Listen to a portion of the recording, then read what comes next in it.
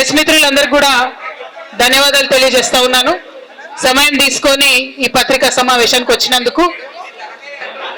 నిన్న మధ్యాహ్నం తర్వాత భారత రాష్ట్ర సమితి నుంచి ఒక ప్రకటన మీ అందరి ద్వారా నేను మీడియాలో చూడడం జరిగింది. మరి బీఆర్ఎస్ నుండి వచ్చినటువంటి ఈ ప్రకటనలో పార్టీ ఎమ్మెల్సీ శ్రీమతి కె కవిత ఇటీవలి కాలంలో ప్రవర్తిస్తున్న తీరుతెన్నులు, కొనసాగిస్తున్న పార్టీ వ్యతిరేక కార్యకలాపాలు బీఆర్ఎస్ పార్టీకి నష్టం కలిగించే రీతిలో ఉన్నందున పార్టీ అధిష్టానం ఈ విషయాన్ని తీవ్రంగా పరిగణిస్తున్నది. పార్టీ అధ్యక్షులు శ్రీ కె చంద్రశేఖరరావు గారు శ్రీమతి కె కవితను తక్షణం పార్టీ నుండి సస్పెండ్ చేస్తూ నిర్ణయం తీసుకున్నారని చెప్పి మరి నాకు ఒక ప్రకటన నిన్న టీవీల ద్వారా అందుకోవడం జరిగింది. మరి నేను పార్టీ నుండి వచ్చినటువంటి లేఖలో ప్రత్యేకంగా 2 అంశాల మీద మాట్లాడదలుచుకున్నాను. నేను అక్రమ కేసులు పెట్టి నా మీద తిహార్ జైల్లో 5.5 నెలల పాటు ఉండి బయటకు వచ్చిన తర్వాత నవంబర్ 23వ తారీఖు 2024 నుండి నేను ప్రజాక్షేత్రంలోకి వచ్చి అనేక కార్యక్రమాలు చేయడం జరిగింది. మరి నేను చేసినటువంటి పనులలో మొట్టమొదటిది ఒక బిడ్డ హాస్టల్లో చనిపోతే ఆమెను విజిట్ చేసి, అట్లనే గురుకులాల్లో జరుగుతున్నటువంటి అన్యాయాల మీద మొట్టమొదటి కార్యక్రమం తీసుకొని నేను మాట్లాడినా. ఆ తర్వాత బీసీలకు జరుగుతున్నటువంటి అన్యాయం, కాంగ్రెస్ పార్టీ మేనిఫెస్టోలో ఇచ్చినటువంటి 42% హామీ కోసము పెద్ద ఎత్తున నేను పనిచేయడం జరిగింది. అట్లానే మహిళలకు 2500 ఇవ్వాలని చెప్పి పోస్ట్ కార్డు ఉద్యమాన్ని నేను చేపట్టడం జరిగింది. పెద్దవాళ్లకు పెన్షన్లు పెంచాలని నేను ఉద్యమాలు చేయడం జరిగింది. తెలంగాణ తల్లి స్వరూపాన్ని మారిస్తే అట్లెట్లా మారుస్తారని రౌండ్ టేబుల్ సమావేశం పెట్టినాం. బనకచర్లు అక్కడ కడుతున్నారంటే దాని మీద రౌండ్ టేబుల్ సమావేశం పెట్టినాం. ఓవరాల్గా తెలంగాణ ప్రాజెక్టులు, అందుబాటులో ఉన్నటువంటి నీళ్లు, వీటన్నిటి మీద కూడా రౌండ్ టేబుల్ పెట్టినాం. భద్రాచలం దగ్గర 5 గ్రామాలు ముంపు సమస్య ఉంది, ఎవరు పట్టించుకుంటలేరంటే వాళ్ళని పిలిపించుకొని రౌండ్ టేబుల్ సమావేశం పెట్టి ప్రభుత్వం మీద ఒత్తిడి తీసుకొచ్చే కార్యక్రమం చేసినాం. ముఖ్యమంత్రి గారి సొంత జిల్లా మహబూబ్ నగర్లో భూ నిర్వాసితులకు అన్యాయం జరుగుతుందంటే నారాయణపేట నియోజకవర్గం వెళ్ళి వాళ్ళకు మద్దతుగా మేము నిలబడి రావడం జరిగింది. అట్లానే 47 నియోజకవర్గాలలో బీఆర్ఎస్ కండువా బాజాబ్తా కప్పుకొని, గులాబీ కండువా బాజాబ్తా కప్పుకొని ఎక్కడికి పోతే అక్కడ రాహుల్ చంద్రశేఖర్ రెడ్డి గారిని రిక్వెస్ట్ చేసి భవన్ నుంచి అక్కడ ఉండేటటువంటి బీఆర్ఎస్ నాయకులకు అఫీషియల్ కమ్యూనికేషన్ చేపించి ప్రతి ఒక్క బీఆర్ఎస్ నాయకుల కార్యకర్తలకు మాట్లాడి ఆయా పర్యటనలకు వెళ్ళినప్పుడు అందరినీ కలుపుకొని బాజాబ్తా గులాబీ కండువా వేసుకొని 47 నియోజకవర్గాలు నవంబర్ 23, 2024 నుండి ఈ రోజు వరకు నేను పర్యటన చేసి అనేక ప్రజా సమస్యల మీద మాట్లాడడం జరిగింది. మరి ఇవన్నీ పార్టీ వ్యతిరేక కార్యకలాపాలు అన్నది నాకు అర్థం కాలేదు. ఎట్లా వ్యతిరేక కార్యకలాపాలు అవుతాయన్నది కూడా ఒకసారి పార్టీ పెద్దలు పునరాలోచించుకోవాలని చెప్పి నేను రిక్వెస్ట్ చేస్తా ఉన్నాను.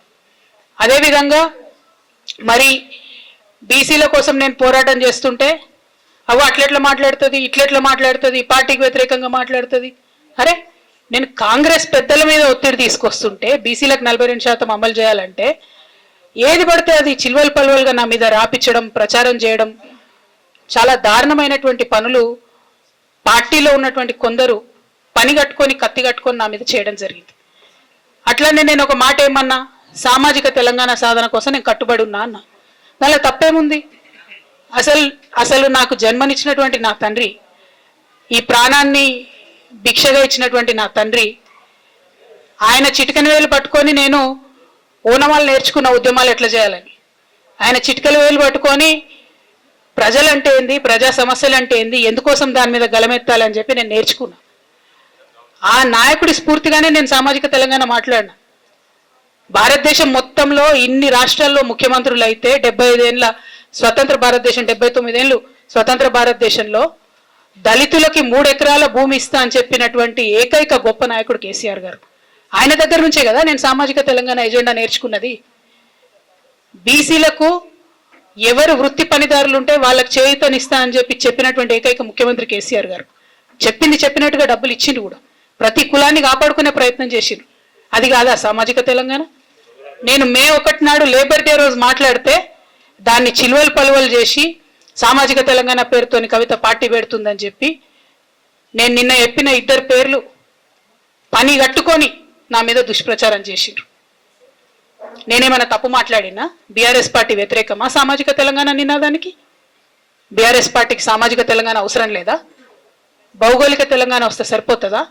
బంగారు తెలంగాణ కావాలని కేసీఆర్ గారు ఇచ్చిన నినాదమే కదా. బంగారు తెలంగాణ అంటే ఏంది? హరీష్ రావు ఇంట్లో బంగారం ఉంటే, సంతోష్ రావు ఇంట్లో బంగారం ఉంటే బంగారు తెలంగాణ అవుతుందా? కాదు కదా. ప్రతి ఒక్క సమాజం బాగుంటేనే బంగారు తెలంగాణ అవుతుంది. నేను అదే కదా మాట్లాడినా. దానికి ఇష్టం వచ్చినట్టు నా మీద స్టోరీ లేపిస్తే నేను భవన్లో పోయి కూర్చొని బాజాప్తా, ఎక్కడో కాదు, బయట ప్రెస్ మీట్ పెట్టలేదు, ఏ ప్రెస్ క్లబ్లో పెట్టలేదు, డైరెక్ట్గా తెలంగాణ భవన్ నా ఆఫీస్ అండి, నా పార్టీ భవన్లో పోయి కూర్చొని నేనేం చెప్పినా, నా మీద కుట్రలు జరుగుతున్నది, నా మీద విష ప్రచారం జరుగుతున్నది అని చెప్పిన. నేను రామన్నను బుజ్జగించి గడ్డం పట్టుకొని అడుగుతా ఉన్నా, అన్న నీ చెల్లెని, ఒక మహిళా ఎమ్మెల్సీని మన పార్టీ ఆఫీస్లో కూర్చొని నా మీద కుట్రలు జరుగుతున్నాయని నేనంటే మీరు వర్కింగ్ ప్రెసిడెంట్గా ఉన్నారన్నా, ఫోన్ చేయరా అన్న నాకు? ఏమైంది బేటా, ఎందుకు బాధపడుతున్నావు అని ఫోన్ చేయరా? ఇది ఎప్పుడు జరిగిన ఇన్సిడెంటు? లేక లీక్ కాకముందు, నేను నా కొడుకు గ్రాడ్యుయేషన్కి అమెరికా పోకముందు, అంతకుముందే. మరి మీరు వర్కింగ్ ప్రెసిడెంట్ కదన్నా, నేను పార్టీ ఎమ్మెల్సీని కదా. చెల్లెలు అన్న బంధుత్వాలు పక్కన పెడదాం ఒక్క నిమిషం. ప్రొఫెషనల్ సెటప్లో ఒక పొలిటికల్ పార్టీలో ఒక మహిళా ఎమ్మెల్సీ భవన్లో కూర్చొని నా మీద కుట్రలు జరుగుతున్నాయంటే మీరు మాట్లాడినరా అన్న? 103 రోజులు అయిపోయిందన్న ఇయ్యాలటికి, ఒక్క మాట మాట్లాడినరా? కేసీఆర్ గారు దగ్గర నుంచి కమ్యూనికేషన్ రావాలని నేను ఎక్స్పెక్ట్ చేయలే. వారు పెద్దవారు, వారికి అనేకమైన పనులు ఉంటాయి. మొత్తం పార్టీని ఇప్పుడు పునర్నిర్మించుకోవాల్సిన అవసరం ఉంది. తెలంగాణకు జరుగుతున్నటువంటి అన్యాయాన్ని వారు ఎప్పటికప్పుడు దిశానిర్దేశం చేయాల్సిన అవసరం ఉంది. కానీ వర్కింగ్ ప్రెసిడెంట్ గారి దగ్గర నుంచి ఫోన్ రాకపోవడం మాత్రం ఒక మాట అనిపించింది నాకు. నేను కేసీఆర్ గారి బిడ్డను, నేను కూర్చొని ప్రెస్ మీట్ పెడితేనే రెస్పాన్స్ రాలేదంటే మరి ఇంకో మామూలు మహిళా కార్యకర్తకు బీఆర్ఎస్ పార్టీలో మన అన్యాయం జరిగితే రెస్పాన్స్ వస్తుందా? నాకైతే అనిపించలేదు. వస్తుందేమో నాకు తెలియదు. కానీ నేను ఒక మాటకి నాకు సంతోషం అనిపించింది. నాకు నోటీస్ రాగానే అక్కడ మహిళా ఎమ్మెల్సీలు కూర్చొని, మహిళలందరినీ కూర్చొని, ఫస్ట్ టైం అనుకుంటా భవన్లా 5 మహిళలు కూర్చొని ఇండిపెండెంట్గా ప్రెస్ మీట్ మాట్లాడింది. చాలా సంతోషం. ఇటువంటి అంతర్గత ప్రజాస్వామ్యం రావాలనే నేను కోరుకున్నా. మహిళలకు, ఎస్సీలకు, ఎస్టీలకు, బహుజనులకు కోటరీల అడ్డంకులు లేకుండా యాక్సెస్ రావాలి. అది మైక్కి యాక్సెస్ రావాలి, బాస్కి యాక్సెస్ రావాలనే నేను అనుకున్నా. అది జరిగింది, చాలా సంతోషం. నన్ను సస్పెండ్ చేసినాక అయినా పర్లేదు, కానీ జరిగింది. నిన్న మహిళలందరూ కూర్చొని మాట్లాడి నేనేమంటున్నా అంటే, కేసీఆర్ గారు, కేటీఆర్ గారు, నేను, మా కుటుంబం, మాది రక్త సంబంధం. పదవులు పోతేనో, పార్టీలకు వెళ్ళి సస్పెండ్ చేస్తేనో పోయేటటువంటి బంధం కాదు.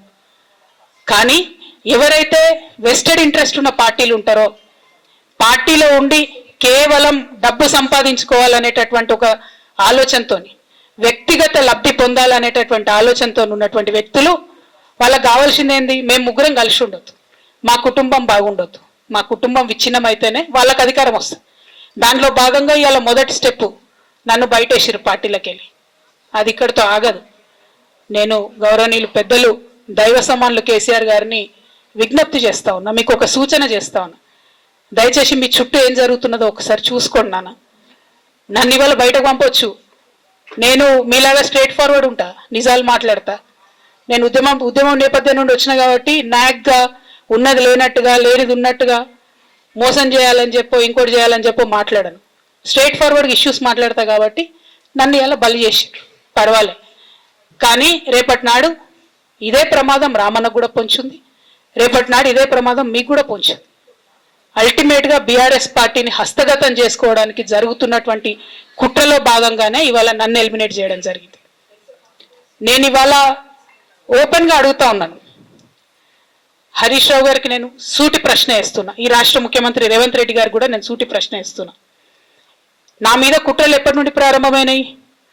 ఎప్పుడైతే హరీష్ రావు గారు, రేవంత్ రెడ్డి గారు ఒకే ఫ్లైట్లో హైదరాబాద్ నుండి ఢిల్లీకో, ఢిల్లీ నుండి హైదరాబాద్లో ఒకే ఫ్లైట్లో వాళ్ళిద్దరు ప్రయాణం చేసి వచ్చినప్పుడు హరీష్ రావు గారు రేవంత్ రెడ్డి గారి కాళ్ళు పట్టుకొని సరెండర్ అయినాక ఈ కుట్రలు స్టార్ట్ అయినాయి, నా మీద ఈ స్టోరీలు స్టార్ట్ అయినాయి, మా కుటుంబాన్ని విడగొట్టాలనేటటువంటి కుట్ర స్టార్ట్ అయింది. నేను ఛాలెంజ్ చేస్తా ఉన్నా, రేవంత్ రెడ్డి గారు మీరు చెప్పండి, ఆ ప్రయాణం జరిగిందా జరగలేదా? హరీష్ రావు గారు మీరు చెప్పండి, ఒకే ఫ్లైట్లో మీరు రేవంత్ రెడ్డి గారితో కలిసి వచ్చిండ్రా రాలేదా? ఆ తర్వాత నుండే నా మీద ఈ కుట్రలు జరుగుతున్నాయా లేదా?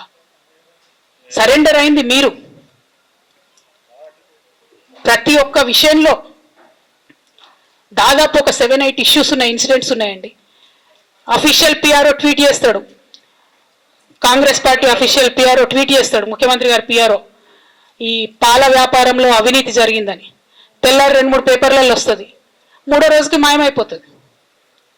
అదే కేటీఆర్ గారినేమో 3 సార్లు విచారణ పేరుతో పిలిచి వేధిస్తారు.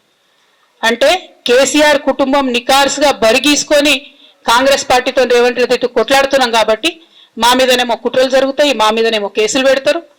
మీ మాత్రం 1 or 2 days హెడ్లైన్స్ వస్తే తర్వాత న్యూస్ గాయబవుతుంది. ఎన్ని జరగలే చెప్పండి హరీష్ రావు గారి విషయంలో? ఫస్ట్ పాల వ్యాపారం మీద ఏమొచ్చినాయి ఆరోపణలు?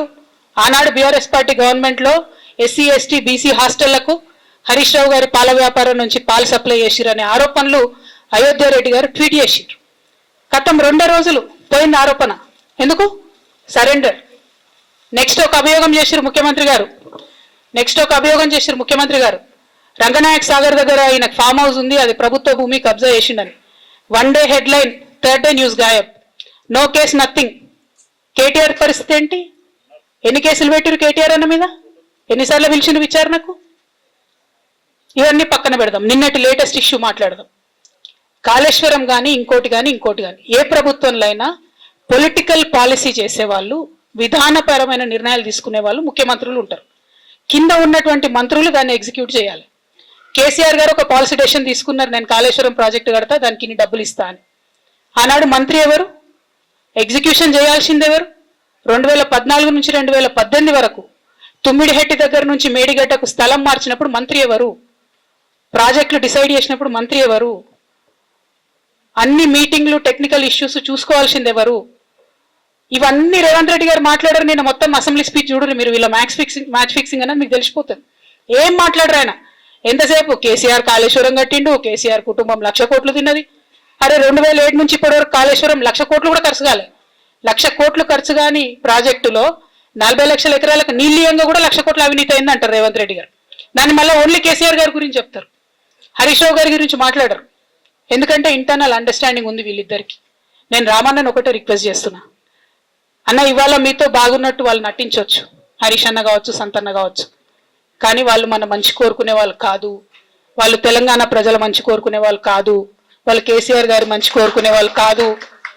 వాళ్ళను మీరు దూరం పెట్టి రాజకీయంగా తెలంగాణ రాష్ట్ర సమితిలో ఇప్పుడు బీఆర్ఎస్లో పనిచేస్తున్నటువంటి హార్డ్ కోర్ కార్యకర్తలను దగ్గరికి తీసుకొని, ప్రజా ఉద్యమాలు తీసుకొని ప్రజల దగ్గరికి పోతేనే మన పార్టీ బతుకుంటుంది, నాన్న పేరు బాగుంటుంది.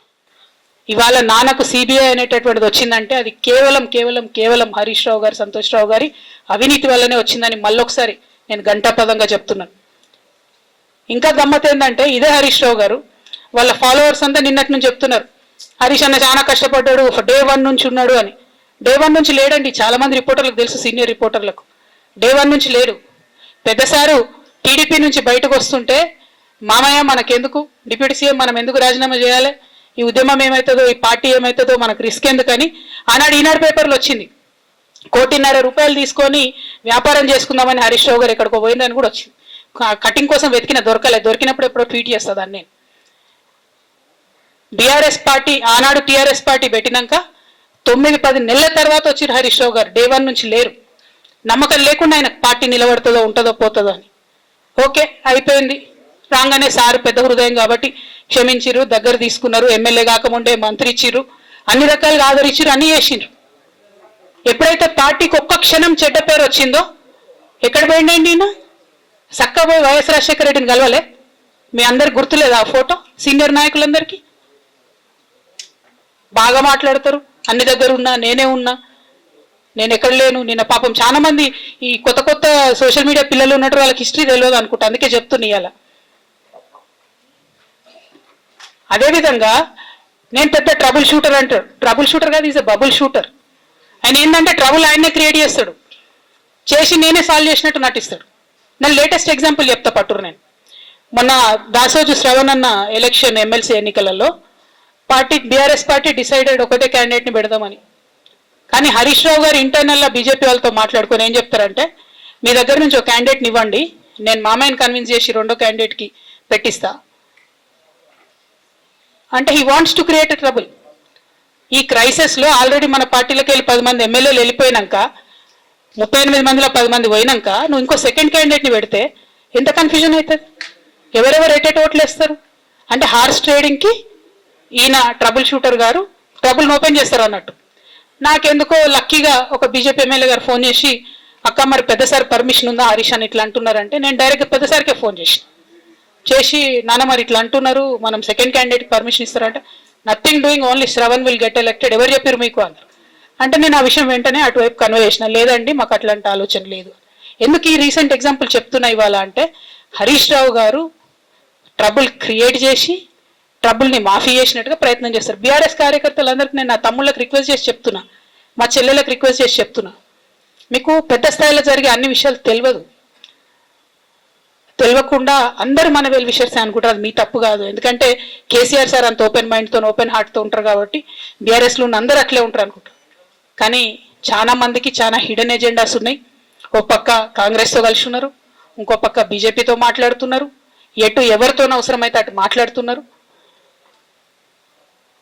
అదేవిధంగా 2018 ఎన్నికలలో హరీష్ రావు గారు 20-25 మంది ఎమ్మెల్యేలకు ఎన్నికలలో అడిషనల్ ఫండింగ్ ఇచ్చారు, పార్టీ ఇచ్చింది కాకుండా. ఏడుకెళ్ళి వచ్చినాయి హరీష్ రావు గారు కానీ డబ్బులు 100% కాళేశ్వరంలో జరిగిన అవినీతి నుంచి వచ్చిన డబ్బులే. ఆయన ఆలోచన ఏం చేసిందంటే, ఏమన్నా కొద్దిగా అటు ఇటు అవుతుందేమో రిజల్ట్, నా దగ్గర ఎమ్మెల్యేస్ ఉండాలని ఆలోచన చేశాను. నీకు అసలు అట్లాంటి ఆలోచన ఎందుకు వచ్చింది? నేను కట్టప్పలాంటోని కేసీఆర్ గారి దగ్గర ఉండేటోని అంటావు కదా, నీకేం అవసరం వచ్చింది ఎమ్మెల్యేస్కి సపరేట్గా ఫండింగ్ ఇవ్వడానికి? ఎవరికి తెలియదు అనుకుంటారా? ఇవి ఎవరు చెప్పరు అనుకుంటారా? ప్రతి ఒక్కరు చెప్తారు ఎమ్మెల్యేస్ ఓపెన్, నా పేర్లు కూడా తెలుసు, చెప్తే బాగుండదు, ఎమ్మెల్యేలు ఇబ్బంది పడతారు. నేను అనేది ఏంటంటే, 2009లో రామన్న సిరిసిల్ల ఎలక్షన్లో మా బంధువుకు సంబంధించిన వ్యక్తులతోని 60 లక్షల రూపాయలు పంపినారు హరీష్ రావు గారు రామన్నను ఓడగొట్టడానికి. నిన్నగాక మొన్న ఒక వీడియో మీరు కూడా చూసిరు, ఒంటేరు ప్రతాప్ రెడ్డి గారిది. మీ మామయ్యను ఓడగొట్టమని ఎంతంటే అంత డబ్బులు ఇస్తా అని చెప్పిర్రని. ఓ పక్క కేసీఆర్ గారిని ఓడగొట్టాలి, ఓ పక్క కేటీఆర్ గారిని ఓడగొట్టాలి. నిజామాబాద్లో నా ఎంపీ సెగ్మెంట్లో అందరు ఎమ్మెల్యేలను మేనేజ్ చేయాలి, అందరిని మన కేసీఆర్ కుటుంబాన్ని ఓడగొట్టాలి, విచ్ఛిన్నం చేయాలి. కానీ కేసీఆర్ గారి పేరుతో వచ్చేటటువంటి బెనిఫిట్స్ మాత్రం అన్నీ కావాలి. మరి ఇటువంటి వారిని నా రిక్వెస్ట్ కేసీఆర్ గారితో కేటీఆర్ గారితో, వారిని మీ పక్కన పెట్టుకొని నిజం మాట్లాడే నన్ను బయటకు పంపితే మరి పార్టీ బాగుంటుందా? దయచేసి ఆలోచన చేసుకోండి. నేనేమంటున్నా రామన్న మిమ్మల్ని అంటే, నా మీద మీకు కోపం ఉండొచ్చు, నా మీద ఏముందో ఎవరేం చెప్పారో నాకు తెలియదు. నేను మాత్రం నా ప్రాణం పోయినా కేసీఆర్ గారికి హాని జరగాలని కానీ కేటీఆర్ గారికి హాని జరగాలని కానీ కోరుకోను. అది నా నైజం కాదు. ఆడపిల్లలకు అట్లా ఉండదు. ఆడపిల్లలు ఇల్లు బాగుండాలనుకుంటారు. నా మనసుకి ఎంత గాయం అయితే, నాకు ఎన్ని అవమానాలు అయితే, నాకెంత ఇన్సల్ట్ అయితే, నా మీద ఎన్ని కుట్రలు జరిగితే నేను ఇట్లా మాట్లాడుతున్నది ఇది నా బాధ, ఇది నా ఆవేదన. నాన్న చూస్తలేరేంది వీళ్ళని అన్నది ఆవేదన, చూసుకుంటే క్షమిస్తారేంది ఇంకెన్నిసార్లు క్షమిస్తారు అన్నది నా బాధ. అంతే తప్ప నాకేం కోపం ఉంటుంది? ఎందుకు కోపం ఉంటుంది? నాకు ఎన్ని జన్మల పుణ్యం ఉంటే కేసీఆర్ లాంటి తండ్రి దొరుకుతాడు? కోట్లలో ఒకరికి ఉండేటటువంటి తండ్రి నాకు దొరికిండు. ఆయన లేకపోతే నేనెవరు ప్రపంచానికి తెలుస్తుందా? నాకెందుకు అవసరం ఉంటుంది? నాకేం కోపం ఉంటుంది కేసీఆర్ గారి మీద? నాకు బీఆర్ఎస్ పార్టీ మీద ఎందుకు కోపం ఉంటుంది? నాకు 27 సంవత్సరాలు ఉన్నప్పుడు నేను నా కొడుకుని చిన్న పిల్లగాన్ని పసిగుడ్డుని ఎత్తుకొని ఇక్కడికి వస్తే ఆ రోజు నుంచి ఈ రోజు వరకు నేను రోడ్డు మీదనే ఉన్నా, ఉద్యమాలే చేస్తున్నా, పోరాటాలే చేస్తున్నా, తెలంగాణ ప్రజల కోసం పనిచేస్తున్నా. 2014 నుంచి అధికారంలో ఉన్నప్పుడు కూడా నా ఇంటి దర్వాజాలు ఎప్పుడు తెలిసే ఉన్నాయి. ఇక్కడున్న మీడియా మిత్రులందరికీ తెలుసు.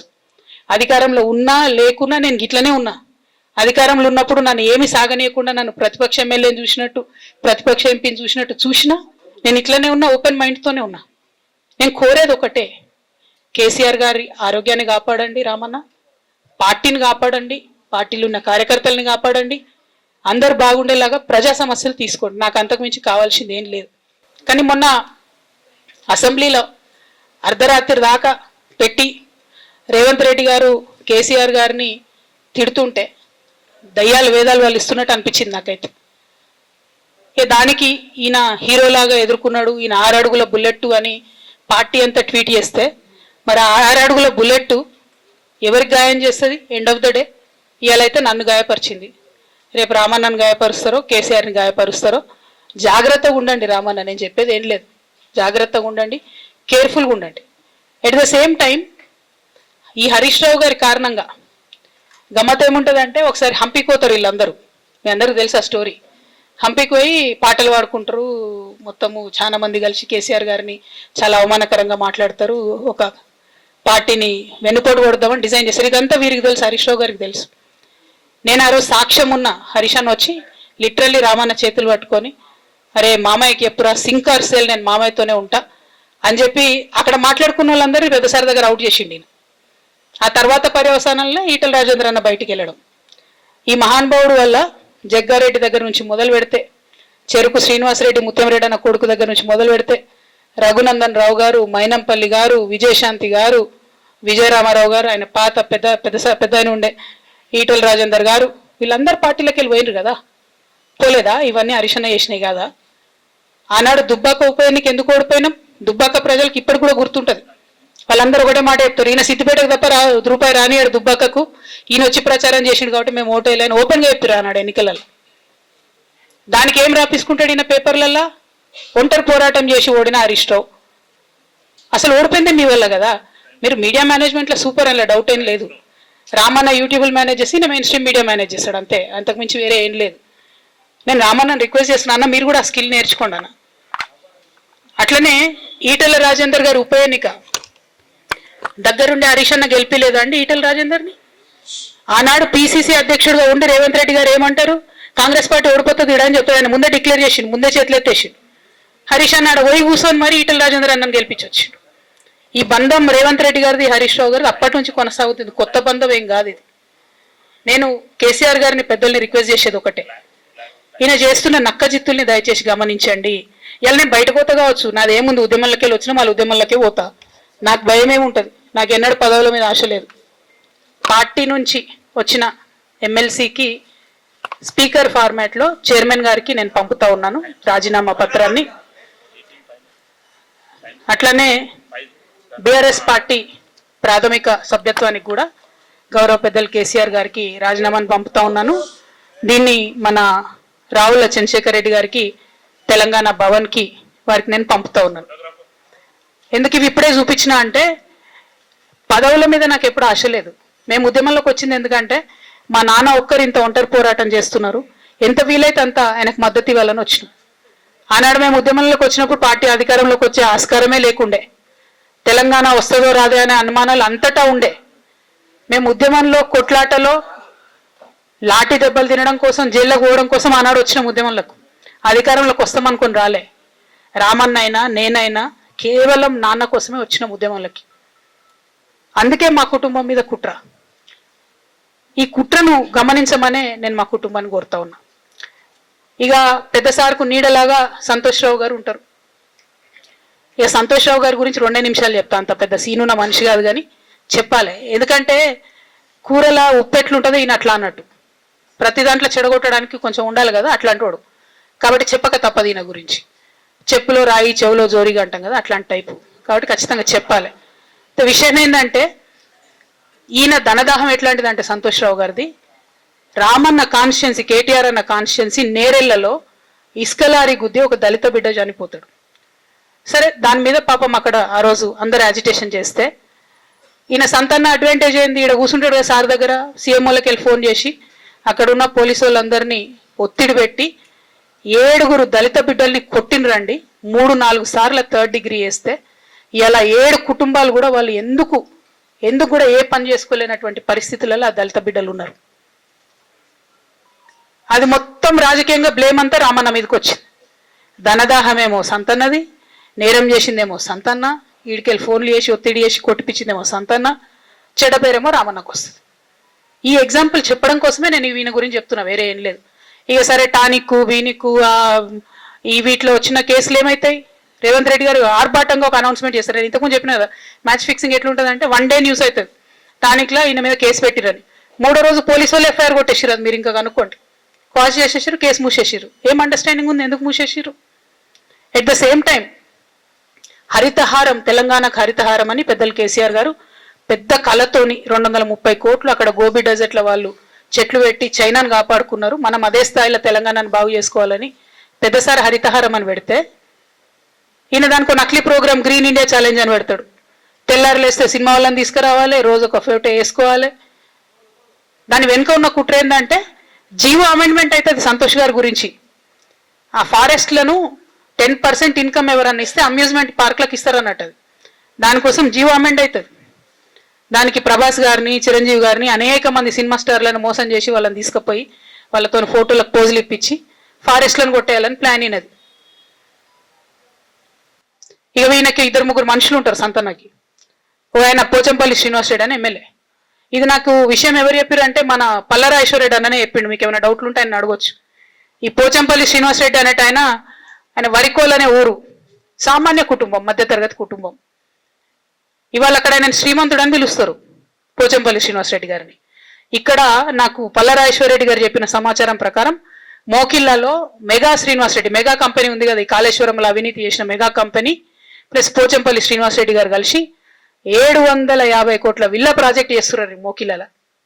ఏడికెళ్ళి వచ్చినాయి అవి? అవినీతి డబ్బులు కాదా? ఎట్లా వస్తాయి? ఎవరైనా who is this Pochampally Srinivas Reddy? Santosh Rao classmate.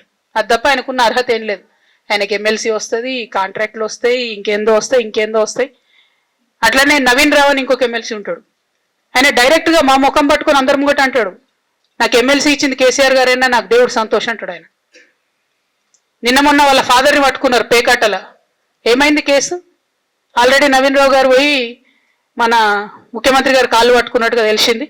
వాళ్ళ తండ్రిని విడిచిపెట్టారు, ఈయన మీద భూ కబ్జా కేసులు ఉంటే అవి విడిచిపెట్టారు.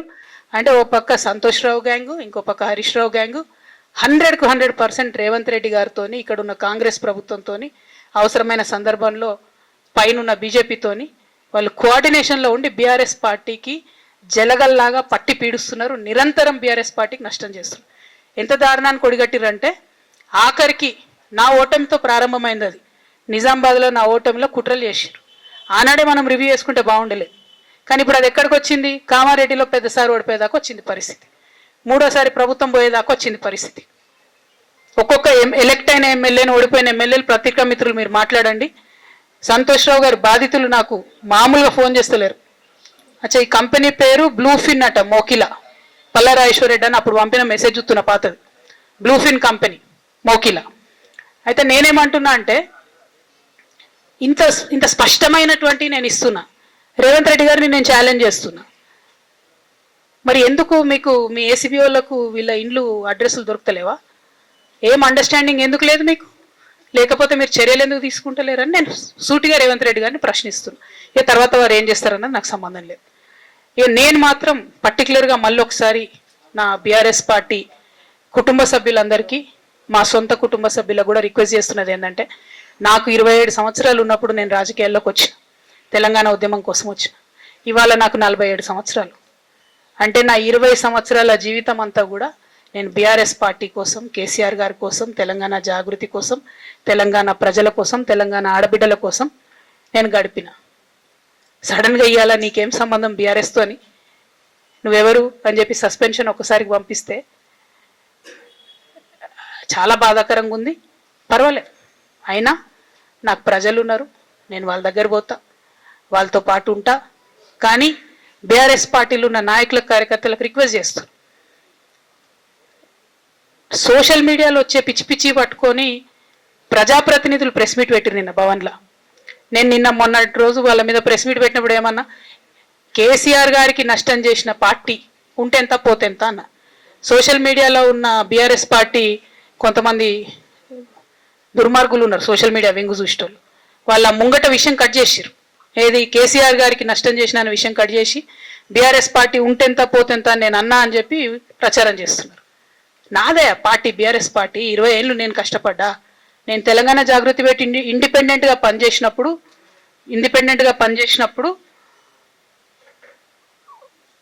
ఓటేయమని ఎవరికి చెప్పినా నేను? బీఆర్ఎస్ పార్టీకి ఓటేయమని చెప్పినా? నా జీవితంలో ఇంతవరకు నేను ఇంకో పార్టీకి ఓటేయమని చెప్పలే, ఇంకో పార్టీకి ఓటేయలే. ఎట్లయితే కంప్యూటర్లో హార్డ్వేర్ ఉంటుందో అది బీఆర్ఎస్ పార్టీ, సాఫ్ట్వేర్ తెలంగాణ జాగృతి. శరీరం బీఆర్ఎస్ పార్టీ అయితే ఆత్మ జాగృతిగా పనిచేసినాం, తెలంగాణ ఆత్మగా పనిచేసినాం. మేము తెలంగాణ ఆత్మగౌరవం కోసం పనిచేసినాం, తెలంగాణ ఆత్మగౌరవ ప్రతీకలైనటువంటి బతుకమ్మ బోనాలను నిలబెట్టడం కోసం పనిచేసినాం. ఆ కాంట్రిబ్యూషన్ ఏం లేదా? నేనేం చేయలేదా పార్టీకి? నిజామాబాద్లో చికెన్ గున్యా వచ్చి బాధపడుతుంటే గల్లీ గల్లీ గల్లీ తిరిగి 2018లో ఒక్కొక్క ఎమ్మెల్యేకు ఎంత తిరిగినా అన్నది అక్కడ నిజామాబాద్ ప్రజలకు తెలుసు. ఏం కాంట్రిబ్యూషన్ లేదా అన్నది? ఓన్లీ హరీష్ అన్నది సంతానదే ఉన్నదా కాంట్రిబ్యూషన్? వీళ్ళు మేకవన్నే పులులు నాన్న, వీళ్ళు మీ ముంగట నటిస్తారు అంతే. బయట వాళ్ళ నిజస్వరూపం వేరేలాగా ఉంటుంది.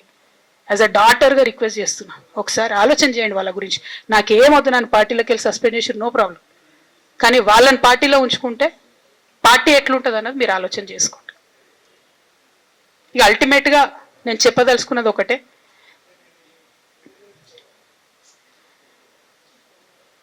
కలికాలం కాబట్టి అబద్ధాలు చెప్పేటోళ్ళది మోసం చేసేటోళ్ళది నడుస్తుంది.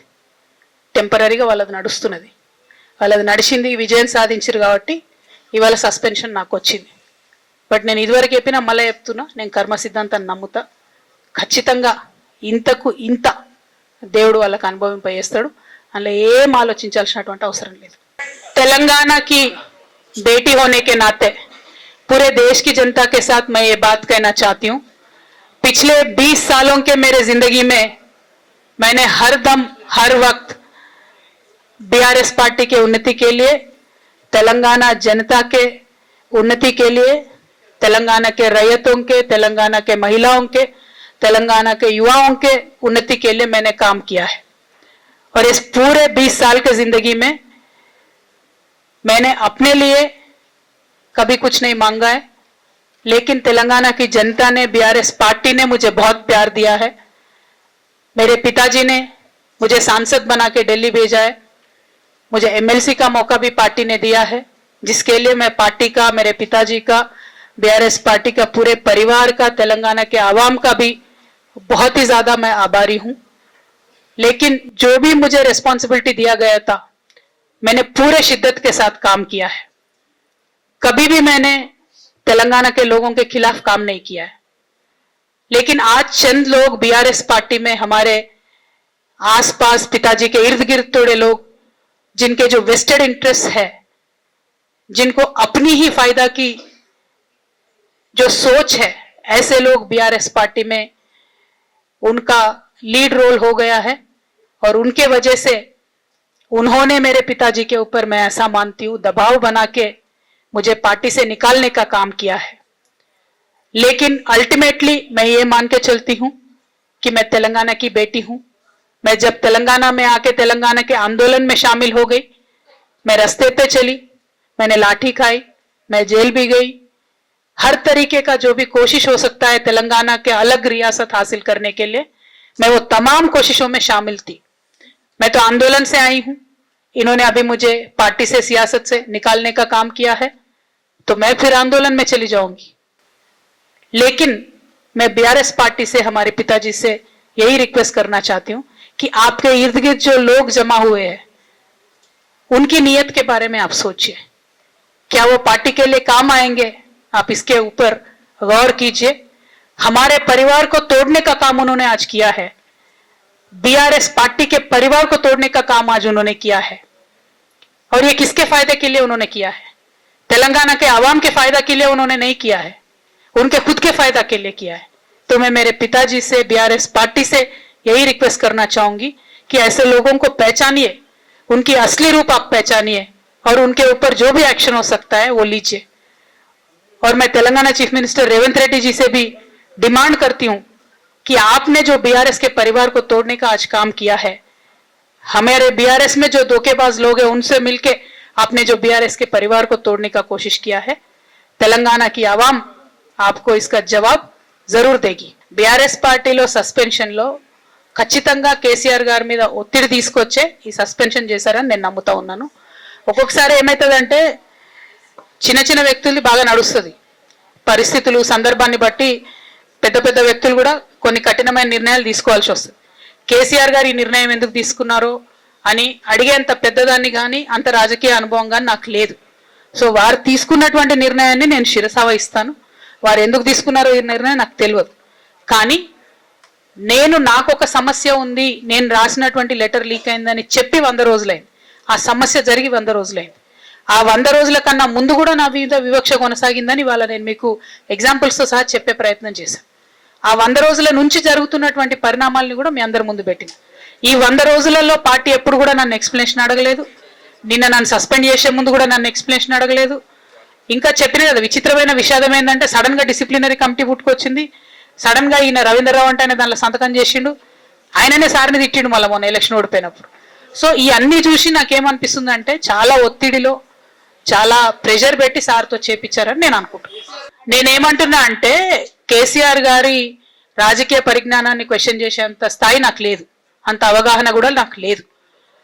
కాకపోతే పెద్ద నాయకులు అనేక సందర్భాల్లో ఒత్తిడికి గురైనటువంటి విషయాలు చరిత్రలో మనం చూసినాం. ఇవాళ అదే జరిగిందని నేను భావిస్తున్నా. 1.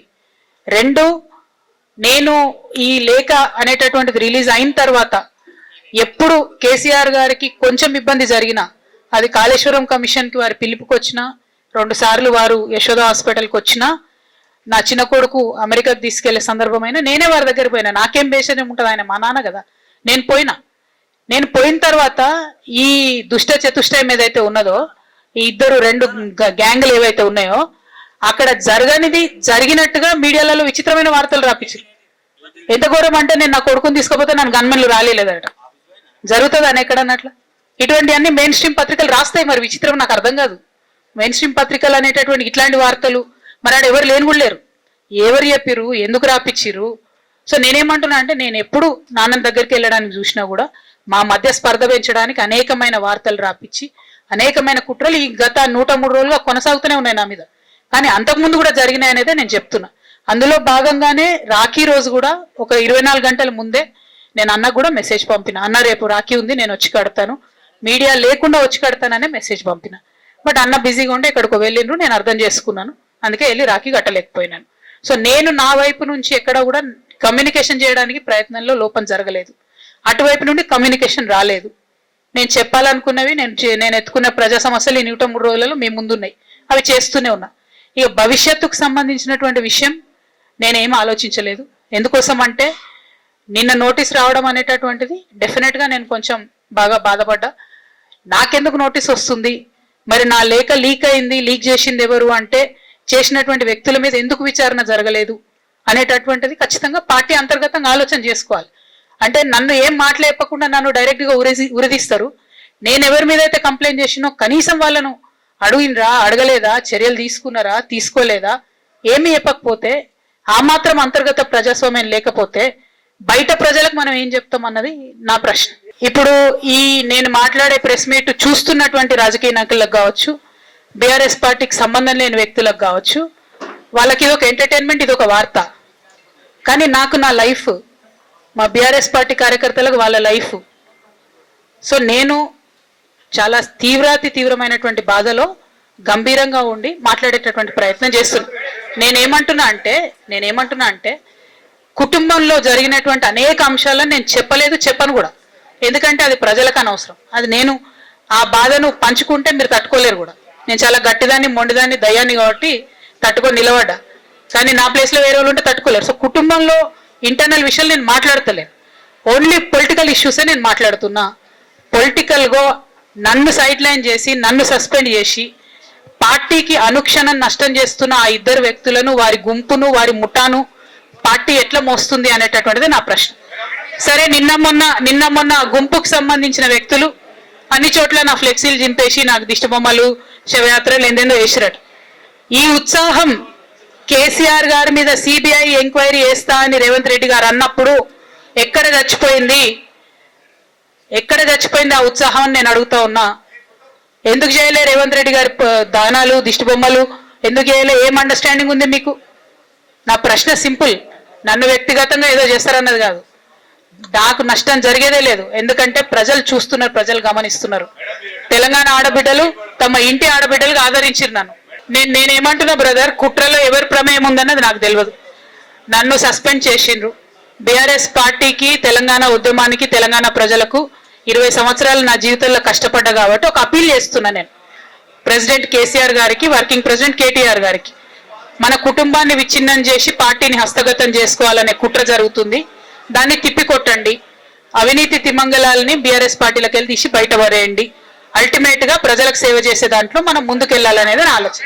ఇక్కడ ఇంకో మాట చెప్పాలి బ్రదర్, నేను నిన్నటి నుంచి పేపర్లలో నేను ఈ పార్టీలో ఏరుతున్నా, ఆ పార్టీలో ఏరుతున్నా అని వచ్చింది.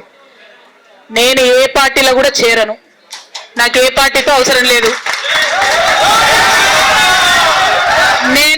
నేను ఫ్యూచర్ లో ఏం చేయాలనే విషయం జాగృతి కార్యకర్తలతోని, తెలంగాణ మేధావులతోని, బీసీ బిడ్డలతోని, సామాజిక తెలంగాణ కోసం పనిచేసేటటువంటి అన్ని వర్గాల ప్రజలతోని, అందరితోని మాట్లాడిన తర్వాత నిర్ణయం తీసుకుంటా. కానీ తొందర కూడా నిర్ణయం తీసుకునే అవసరం నాకు లేదు. 1, 2 ఏదో నిర్ణయం తీసుకోవాలనేటటువంటి విషయంతో నేను పనిచేయడం లేదు. జరిగినటువంటి పరిణామాలను ఒక్కొక్కటిగా ఎదుర్కొంటూ వస్తున్నాను. నిన్న జరిగినటువంటి పరిణామం చాలా కీలకమైనది, నా జీవితంలో అత్యంత ముఖ్యమైనటువంటి పరిణామం. కాబట్టి చాలా ఆలోచించి, ఆచితూచి, అల్టిమేట్ గా తెలంగాణ ప్రజలకు లాభం జరిగేటటువంటి నిర్ణయం తీసుకుంటే తప్పితే నా కోసం నిర్ణయం తీసుకోవాల్సిన అవసరం లేదు.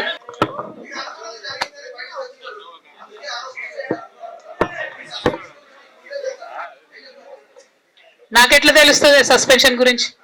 నాకైతే రేవంత్ రెడ్డికి ఉన్నట్టు అక్కడ దూతలు లేరు. అక్కడ సార్ సగం ఇడ్లీ తింటే బయటకు చెప్పేటటువంటి సిస్టమ్ నా దగ్గర లేదు. సో అక్కడ ఏం జరిగిందో నాకు తెలియదు, ఎవరు నా గురించి ఏం చెప్పారో నాకు తెలియదు. Ma'am, it is but natural. అమ్మతోని మాట్లాడకుండా ఎవరైనా ఉంటారా? First of all.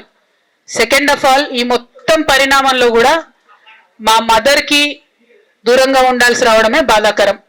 ఇంతకు మించి బాధ ఇంకోటి లేదు.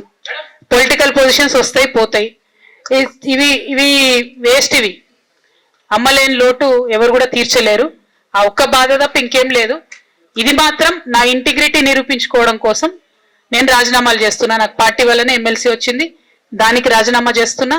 నేను పార్టీకి నష్టం చేసినాను అని చెప్పి పార్టీ నాయకులు మా నాన్నగారు భావిస్తున్నారు కాబట్టి పార్టీ కూడా రిజైన్ చేస్తున్నా. కాలం నిర్ణయిస్తుందండి. షర్మిలతో పోలుస్తున్నారా, కేసీఆర్ తో పోలుస్తున్నారా, కాలం నిర్ణయిస్తుంది. తొందర ఏం లేదు. నన్నేదో అవమానం చేయాలి, నన్నేదో అనాలి అని ఎవరు పడితే వాళ్ళు మాట్లాడే అడ్డమైన మాటలకు సమాధానం చెప్పాల్సిన అవసరం కూడా లేదు.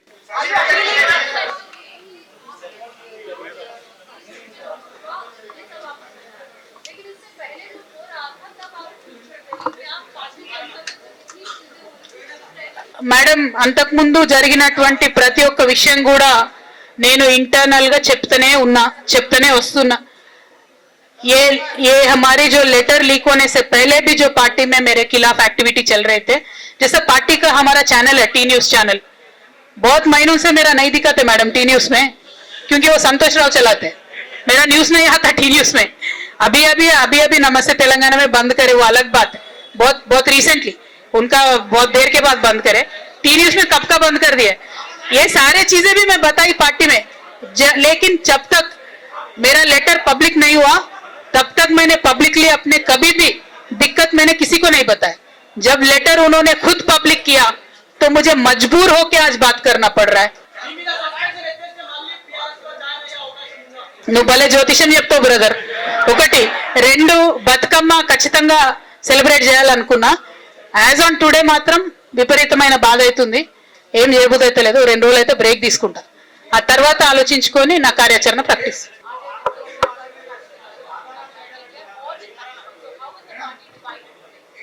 I don't have that, madam. I have a lot of information, but I don't believe it is the right time to expose all that. There is a lot many more interactions that we will have in future. If necessary, I'll certainly let that information out. Today, my simple appeal to Honorable President of our party is, as you have taken action on me without even asking me for an explanation, kindly take action on the rest of the people as well. That is my simple allegation. Conspiracy or Madam, our family, me, myself, and my brother, and my father, they do not want us to be united. And unfortunately, I believe they are filling my brother's ears and my father's ears. And I believe that they have succumbed to that malign campaign that has happened against me. And I hope they will soon realize that I am not the one who is hurting the party. Jai Telangana!